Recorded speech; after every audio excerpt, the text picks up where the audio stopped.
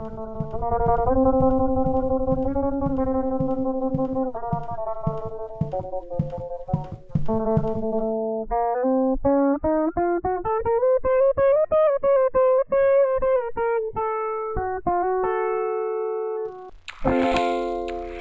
to the Ballad of the Screwdriver, a distinguished clientele club fine as you. How can I help you?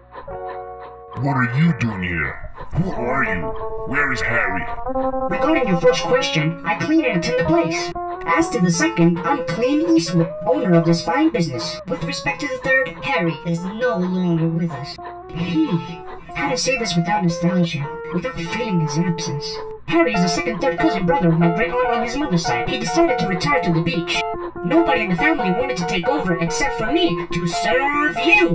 Damn bastard. Okay, pour me a drink. Of course. Want a martini? A mojito? Olives? Do you need olive salt? Something with fire? Could it be a flaming cocktail?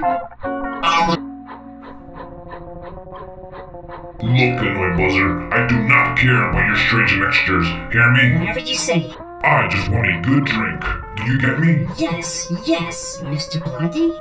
Now with you, Charming.